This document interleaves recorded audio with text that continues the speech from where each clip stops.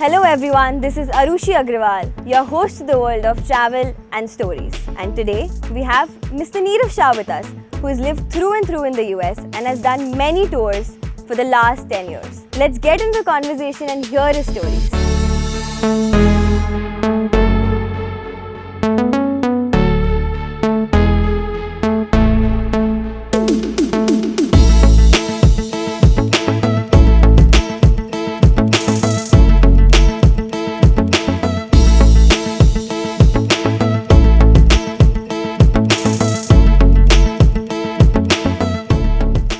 So, what would you recommend to anybody who is visiting Los Angeles for the first time?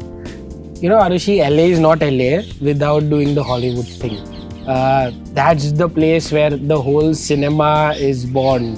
And you know, people have flocked there from around the world because of US having free speech, democracy, everything. And that's the place where cinema, free cinema, if you call it on the olden days, was born.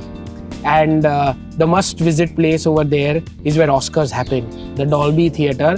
And I'm pretty sure after the RRR thing, you would be quite aware about the Oscars and their hype and how important those awards are. And the amazing part is you get to walk on that area.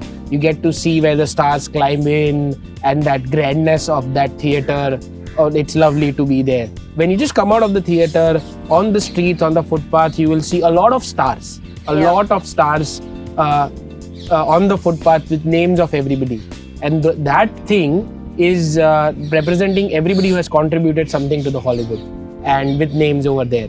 And if you still want to go an extra mile and see whose footprints and fingerprints match with yours, you can go to the Chinese theatre, and outside there are many fingerprints and footprints of major stars of Hollywood. And many times when I go on tour, I'm so happy कि जब छोटे बच्चे किसी के साथ अपना match करते हैं and they get matched to those and they feel like I'm the George Clooney. So that's so lovely, that expressions, that sparkle in the eye to see everybody. And then doing this tour, you also get an option to do Universal Studios, which you should not miss. Now you would say that there is a Universal Studio in Singapore, there is a Universal Studio in Orlando, so many places. But why here? What's different here? So let me tell you, this is the only Universal Studios that has actually the shooting facilities. So, I mean, you see so many series, you know, now Netflix is so common. You see so many shows. All those shows are being shot at some place.